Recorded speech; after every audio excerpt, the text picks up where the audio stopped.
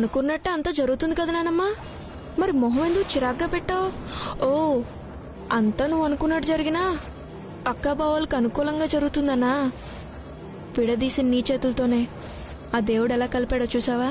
నోరు ముచ్చట వెతకుంకో.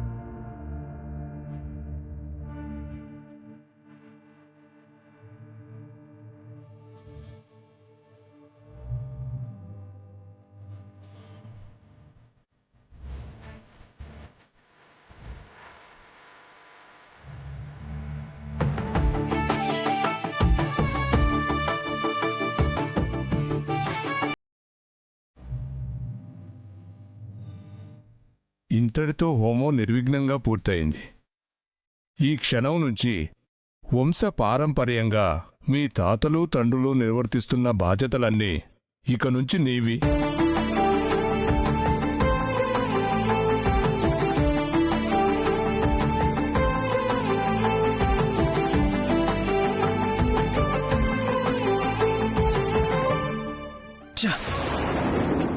అనవసరంగా ఈ ఊర్మిళని నమ్ముకుని మోసపోయాను.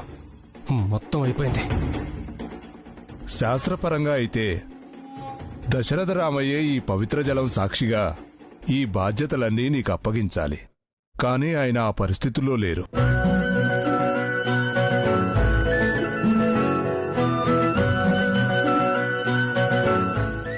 నాన్నగారు ఇచ్చే పరిస్థితిలో లేకపోతేనే గురుగారు. బాబాయ్ ఉన్నారు కదా.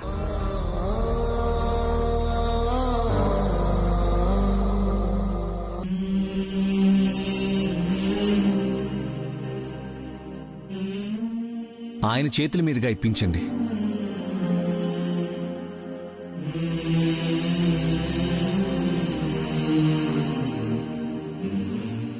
రండి బాబాయ్.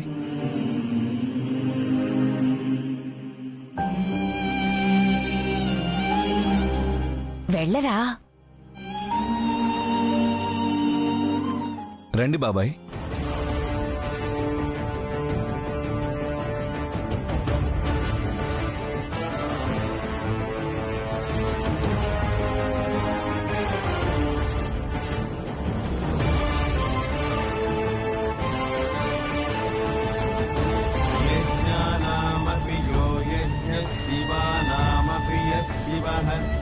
रुद्राणामपि यो रुद्रप्रभा प्रभवतामपि योगिनामपि यो योगी कारणानां च कारणम् यतो लोकाः सम्भवन्ति न भवन्ति यतः पुनः सर्वभूतात्मभूतस्य हरस्यामिह तेजसः अष्टोत्तरसहस्रं तु नाम्नां सर्वस्य मे शृणु यच्छ्रुत्वा मनुजव्याघ्र सर्वान् कामानवाप्स्यति ॐ श्रीरस्थाणु प्रभुर्भीमः प्रबलो वरदो वरः सर्वात्मा सर्वविख्यातः सर्वः सर्वकरो भवः यति धर्मी खण्डी च सर्वाङ्गः सर्वभावनः हरिश्च हरिणाक्षश्च सर्वभूतहरः प्रभुः प्रवृत्तिश्च निवृत्तिश्च नियतश्चाश्वतो ध्रुवः उन्मत्तवेद प्रच्छन्नः सर्वलोकप्रजापतिः महारूपो महाकायो वृषरूपो महायः. దంపతులిద్దరూ ఆశీర్వాదం తీసుకోండి నాయనా.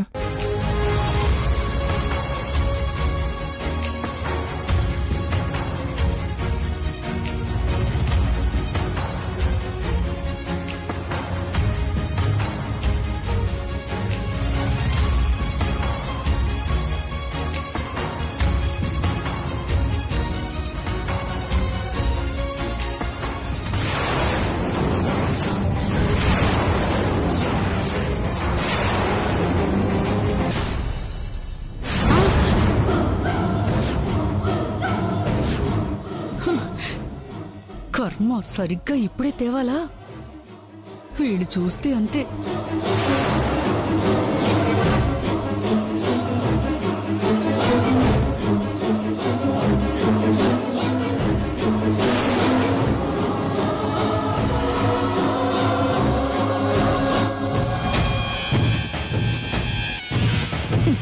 వెళ్ళరా, రావే రా.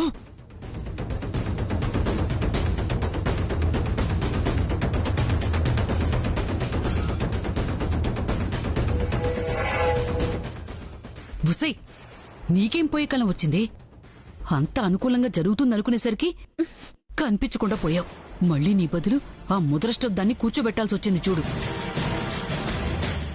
సరే, జరిగిందేదో జరిగిపోయింది గాని ఇదిగో ఈ బట్టలు తీసేసి మంచి పట్టుచీర కట్టుకో. అందరూ వెళ్ళిపోయాక దాన్ని గదిలోంచి బయటికి లాగి నిన్ను లోపలికి పంపిస్తాను. కర్మరా బాబు, ముంబైకి వెళ్లి సినిమా హీరోయిన్ అవుదాం అనుకుంటే మళ్ళీ ఇక్కడికి వచ్చి పడ్డాను. మళ్ళీ ఏం ఆలోచిస్తున్నావే? చెప్పింది అర్థమవుతుందా లేదా? ఆ, అలాగే పాలు కూడా ఇస్తాను. ఏ రోజైనా అబ్బాయితో తాగించు, నువ్వు తాగేకు. అర్థమైందా?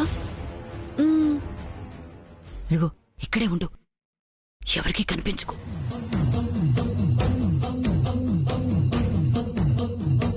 ఏంటో ఈ గోల నాకు. వెళ్దాం పదండి. అన్నయ్య గారు, ఏంటి కనిపించలేదు? ఎక్కడికి వెళ్లారు? అమ్మా అది చిన్న పనుంటే నేనే మా అబ్బాయిని బయటికి పంపించానమ్మా. ఏం చెప్పాలో ఎలా చెప్పాలో తెలియడం లేదమ్మా. మీకు చాలా ఇబ్బంది కలిగి ఉంటుంది. మా అమ్మాయి చేసింది తప్పే. ఇది మొదటి తప్పుగా అనుకుని క్షమించండి. ఇప్పుడు ఏమైందని క్షమించమని అడుగుతున్నావురా? ఏమీ లేదు వదినా, అమ్మాయి రావడం ఆలస్యమైంది కదా, అందుకని క్షమించమని అడుగుతున్నాడు అంతే, ఇంకేమీ లేదు. ప్రతిదానికి కంగారు పడతాడు. పద. అది కాదమ్మా, సియా ఇప్పుడే వచ్చింది కదా. సియా లేకుండా హోమం ఎలా జరిగింది? జరిగింది లేరా, సియా స్థానంలో జాకెట్ ముక్క పెట్టి జరిపించారులే. ఆ గొడవలన్నీ నీకెందుకులే గాని, ఇంటి దగ్గర ఎవరూ లేరు, నువ్వెళ్ళు. మీరు మాత్రం ఇక్కడెందుకు? అందరం వెళదాం పదండి. నేను 4 రోజులు సియా దగ్గర ఉండి వస్తాను లేరా. కోడలు పొద్దునే వస్తుందిలే, నువ్వు వెళితే రాత్రికి వెళ్ళిపో. అమ్మా, సియా ఉదయం నుంచి లేదు కదా, దానివల్ల అయితే సమస్యలేం లేవు కదా? ఏమీ లేదురా, ఉంటే నువ్వు రాగానే అందరూ మీద పడేవాళ్లు కదా, అంతా బాగానే ఉంది. ఇదిగో నువ్వెళ్ళు. సరే, జాగ్రత్త. అమ్మయ్యా, వీడి బాధ ఒకటి తప్పింది. అత్తయ్యా, ఆయన బాధ తప్పింది సరే, ఇక్కడ సంగతి ఏంటత్తయ్యా? సియా కాదని అల్లుడు గారికి తెలుసు కదా, లోపలికి తీసుకెళ్లి తలుపులు వేశారేంటి? లేకపోతే బయట ఉంచి ముసుగు తీసి సియా కాదు అని అందరికీ చెప్తాడా? ఇదిగో సియా వచ్చింది కదా, సియాని లోపలికి పంపించి దాన్ని బయటికి లాగేద్దాం పదా.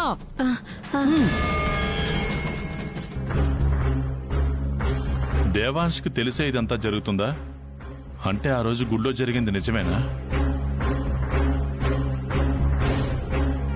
దేవాంష్కి వైదేహికి మధ్య ఏమన్నా ఉందా? ఆ అమ్మాయిని చూస్తే తప్పుగా అనిపించట్లేదే. ఏం జరుగుంటుంది అసలు?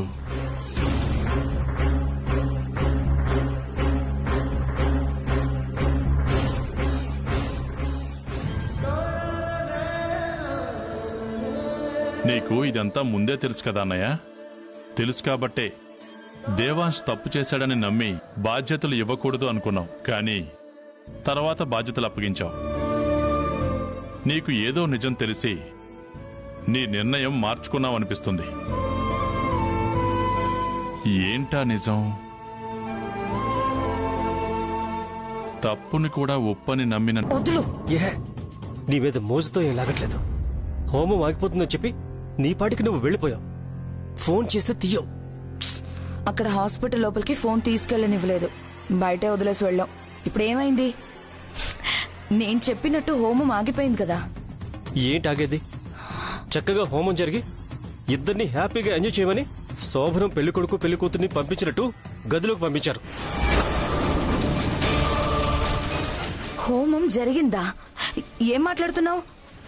జరిగే ఛాన్సే లేదు. అంతా నా కళ్ళ ముందే జరిగితే ఛాన్సే లేదంటావేంటి? అసలు సియా లేదు కదా, హోమం ఎలా జరిగింది? నేను అలాగే అనుకున్నా, కానీ సియా వచ్చింది, హోమం జరిగింది. అరే, సియా వచ్చే ఛాన్సే లేదు. నువ్వు సరిగ్గా చూసావా? ముసుగులో ఉన్నది సియానో కాదో చూసావా? చూసి చెప్తే నువ్వు నా మాట ఎక్కడ నమ్మవోనని మా నాన్నని చూడమని చెప్పా. ముసుగులో ఉన్నది సియానే. నువ్వేదో చేస్తావని నేను నమ్ముకుంటే చివరికి ఉన్న ఆశ కూడా పోయింది. ఏ నీ ఏడు పాపు. అసలు ఇంట్లో లేని సియా ముసుగులోకి ఎలా వచ్చింది, హోమం ఎలా చేసింది? ఇదెలా సాధ్యం? నీకింకా నా మాట మీద నమ్మకం కుదిరినట్లేదు. లోపలికి వెళ్లి ముసుగు తీసి మరీ చూసుకో.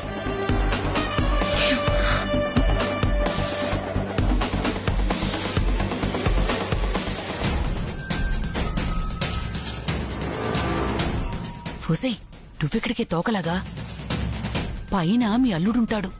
ఆ మారుతిగాడు భయపడతాడు. వెళ్ళి వాడి గదిలోకి వెళ్ళి పడుకో. వెళ్ళు.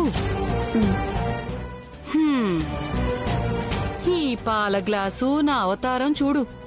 నిన్ను శోభనం గదిలోకి పంపిస్తున్నట్టు లేదు, ఏదో నా శోభనానికి వెళ్తున్నట్టుంది. అంతా నీ వల్లే. నవ్వుతున్నావేంటే? నీ మొగుడుతో అది లోపల ఉందన్న కంగారు కొంచెం కూడా లేదు నీకు. అంత కంగారు ఉన్నదానివే అయితే అలా మధ్యలో ఎందుకెళ్తావు? బాగా గుర్తుపెట్టుకో, ఈ పాలు మాత్రం తాగిస్తున్నావు. మళ్ళా నువ్వు తాగి నా పక్కలోకి చేరద్దు. ఏంటి, అర్థమైందా? సరే, త్వరగా రావే, రా. ఏమిటో ఈ గోల, ఇదంతా నా కర్మ. ఉసై వైదేహి, వైదేహి.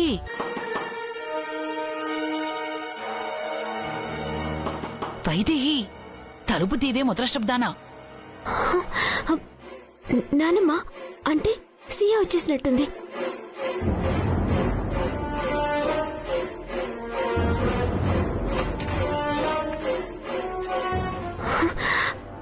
వచ్చేసిందా? ఏ రాదనుకున్నావా?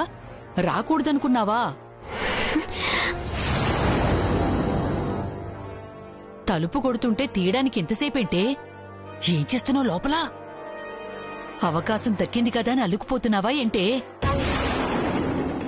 ఏం చేశానో ఇప్పుడే ఇక్కడే చెప్పనా?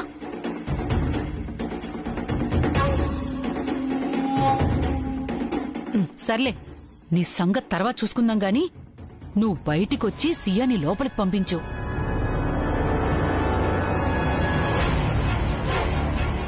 రా.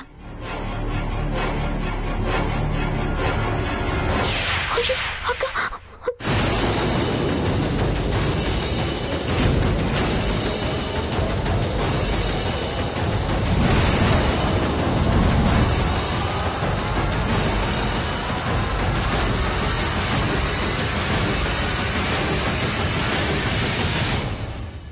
ఏంటమ్మాయి? ఎవరిని పంపిస్తున్నారు లోపలికి? ఎవరిని పంపిస్తావు? భర్త గదిలోకి భార్యను పంపిస్తున్నావు.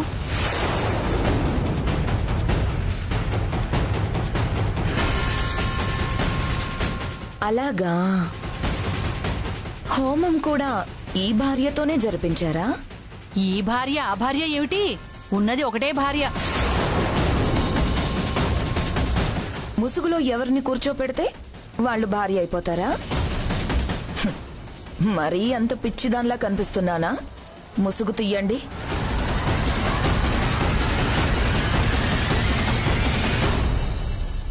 ఎందుకు తీయాలి?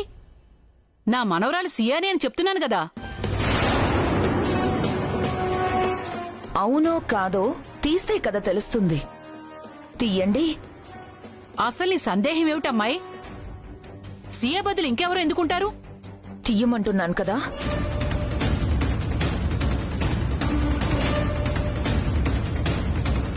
చెప్తే నన్ను పిచ్చివాళ్లా చూశారు.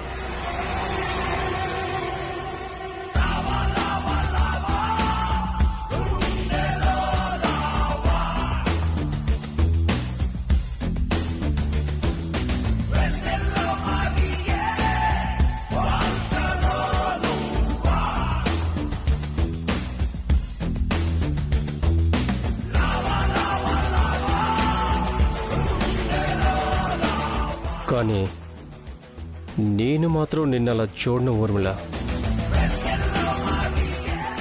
ఎందుకంటే నువ్వంటే నాకు చాలా ఇష్టం.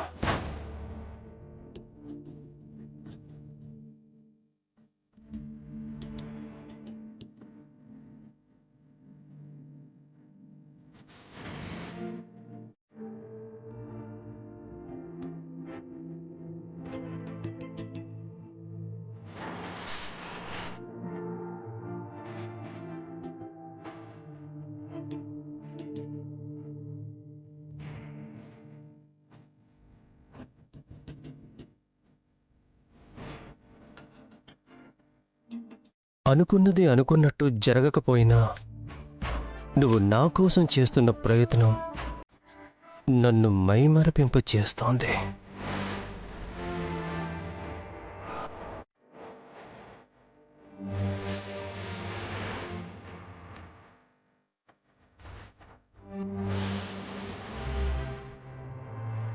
ఊర్మిళ, నువ్వంటే నాకు చాలా పిచ్చి. ఎంత పిచ్చంటే నాకే కనుక పిచ్చి ఉంటే ఆ పిచ్చి తగ్గేంత పిచ్చి.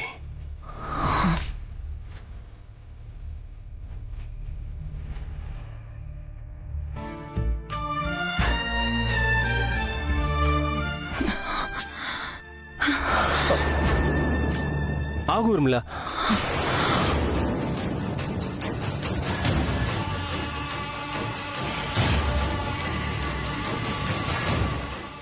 ఎప్పటికప్పుడు నా సొంతమవుతావన్న ఆశ పుట్టిస్తూ మళ్ళీ నిరాశనే మిగులుస్తున్న ఊర్మిళ. కానీ నువ్వు నాదానివయ్యే రోజు కోసం ప్రతిరోజు ఎదురు చూస్తూనే ఉంటాను.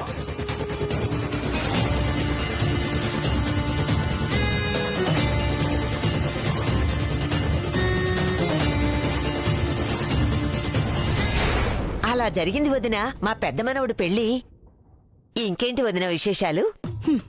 నిప్పుల మీద కూర్చోపెట్టినట్టు నన్ను ఇక్కడ కూర్చోపెట్టి ఇంకేం విశేషాలు అంటే ఏముంటాయి నా బొంద విశేషాలు?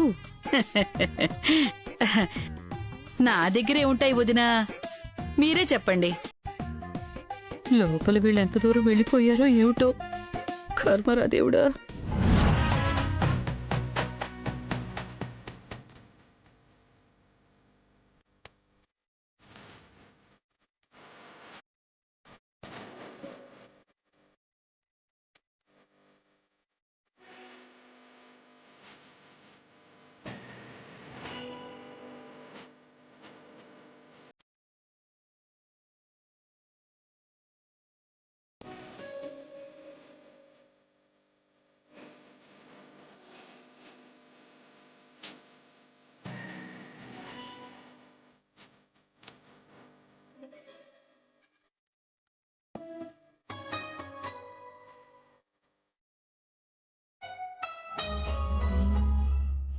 ఏదో అవుతుంది వైదేహి.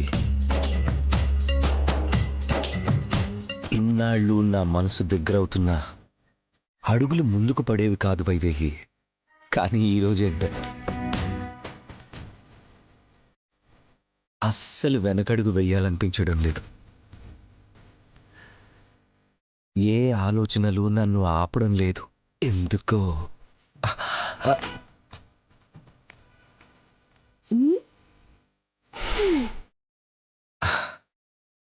అసలు నీ మెడలో తాళిబొట్టు కట్టుంటేనా ఈ రేయి మన జీవితంలోనే మధుర రేయిగా మిగిలిపోయి ఉండేది.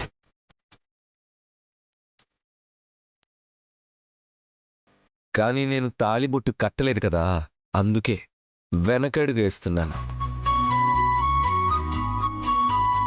తాళిబొట్టు కట్టింది మీరే, మీకు అన్ని హక్కులు ఉంటాయి.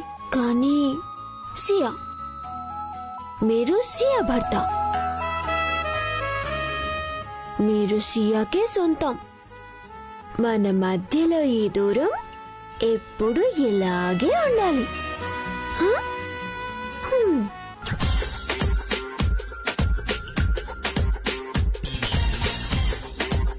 ఇదే ఈ ఆలోచనే దూరాన్ని ఇంకా ఇంకా పెంచుతుంది.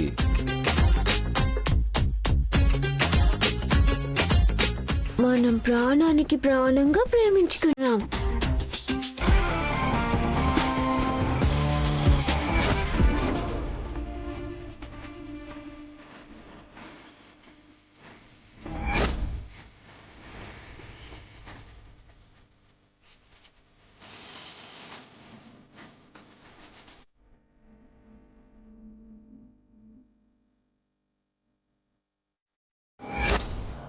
కానీ నేను మాత్రం నిన్న అలా చూడను ఊర్మిళ. ఎందుకంటే నువ్వంటే నాకు చాలా ఇష్టం.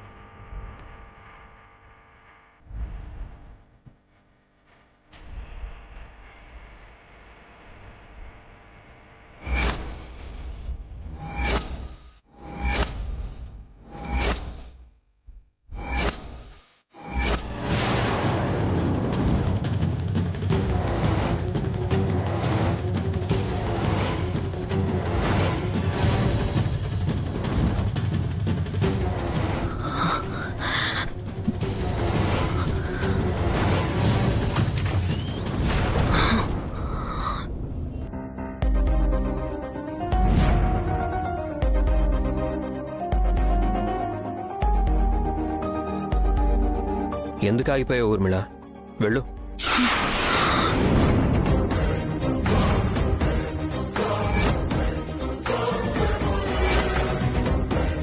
ఇక్కడ నీ ఇష్టాన్ని కాదనేవాళ్ళు, నిన్ను నిర్బంధించే వాళ్ళు ఎవరూ లేరు.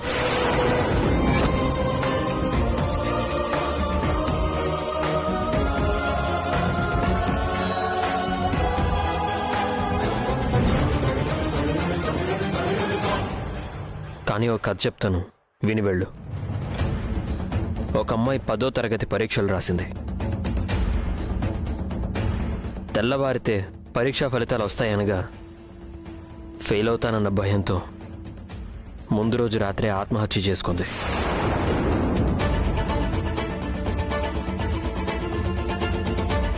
నాకెందుకు చెప్తున్నారు ఈ కథ? నేనేమి 10వ తరగతి విద్యార్థిని కాదే. అంతకన్నా తెలివి తక్కువ దానివి.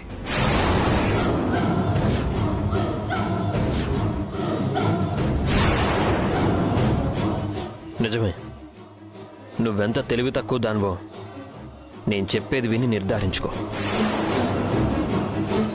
నేను ఎప్పటికీ ఇలాగే ఉండకపోవచ్చు. ఏదో ఒక రోజు నయమై మనకి వారసుడు పుడితే నువ్వు ఇంటికి మహారాణివవుతావు.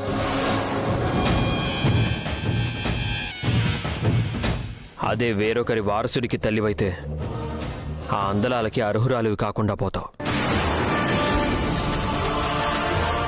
ఇదంతా నువ్వు వెళ్ళిపోతావన్న భయంతో చెప్పడం లేదు. ఎప్పుడు ఆస్తులు, అంతస్తులు, కీర్తి, అధికారం కోసం పాకులాడే మనిషివి కదా. పాపం, ఎక్కడ వాటికి దూరం అయిపోతావనే జాలితో చెప్తున్నా. నా వల్ల నువ్వేం కోల్పోయావో తెలుసు.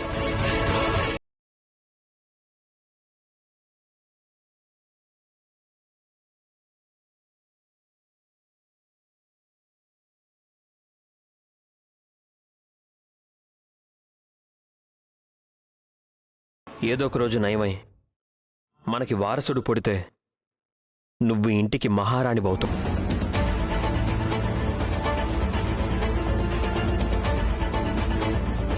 తప్పు లేదా?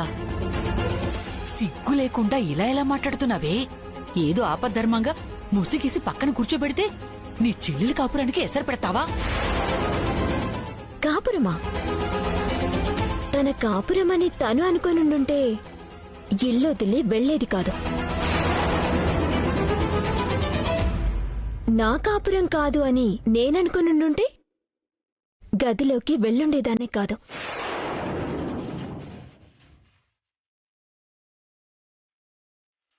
అయినా ఇప్పుడు ఏమనుకుని ఏ లాభం లేనమ్మా, అంతా అయిపోయింది.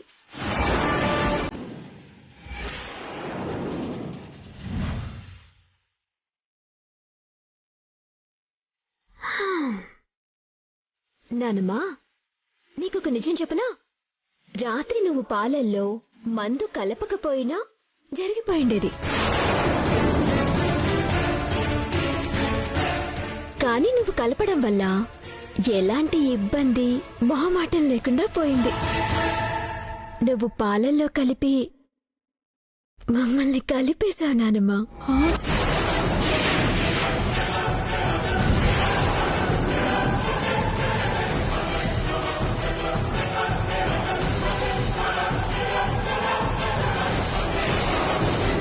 ఏంటమ్మా ఇలా మాట్లాడుతున్నావు? అసలు నువ్వేనా? ఇది మారిపోయిందే, ఇంకా నీకే అర్థం కావడం లేదు.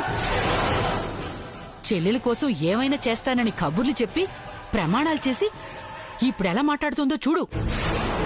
ఈ ఆస్తులు అంతస్తులు చూడగానే మనసు మారిపోయి కొత్తగా ఆశలు పుట్టుకొచ్చినట్టున్నాయే. అవునానమ్మా, చాలా ఆశలు పుట్టుకొచ్చాయి. ఇప్పుడు చెప్తున్నాను విను. ఆయన నా భర్త, ఇది నా ఇల్లు, నా సంసారం. ఏం చేస్తావు?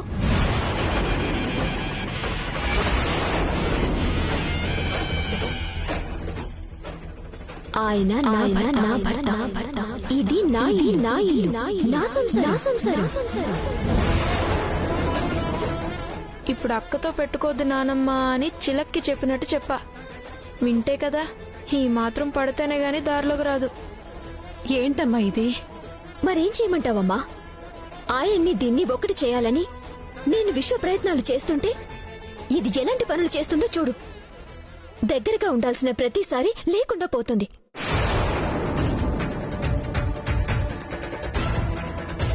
నా మెడలో తాళి కట్టించుకొని ఆయన మీద అన్ని హక్కులు ఉండి కూడా కేవలం నా చెల్లెలి జీవితమని నా జీవితాన్ని పణంగా పెడుతుంటే ఇది చేస్తున్నదేంటి?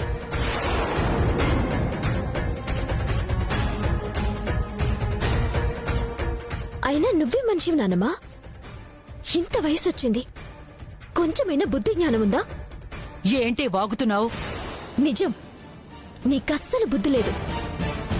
సియా మెడలో 3 ముళ్ళు పడకుండా ఆయనతో శోభనం జరిపించాలని పాలల్లో మందు కలిపి మరీ ఎగదోస్తున్నావే, అది ఎంతవరకు న్యాయం?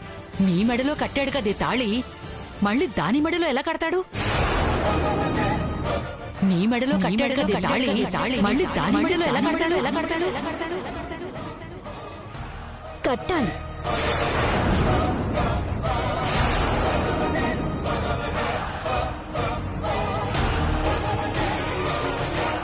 ఆయనతో కాపురం చెయ్యాలన్నా, ఈ ఇంటికి వారసుల్ని ఇవ్వాలన్నా ఆయనతో 3 ముళ్ళు వేయించుకోవాలి.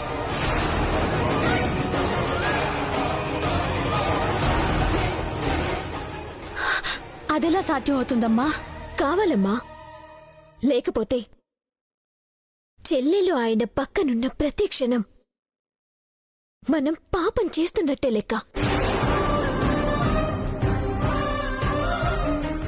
ఓహో, చెల్లెల కోసం అంత ఆలోచిస్తున్నావా? అయితే ఆ 3 ముళ్ళేవో నువ్వే వేయించవే. ఏంటే మాటలు రావడం లేదు? నీ మనసులో ఎలాంటి పాడు ఆలోచన లేకపోతే, ఎలాంటి స్వార్థం లేకపోతే దాని మెడలో తాళి కట్టించు, శోభనం జరిపించు.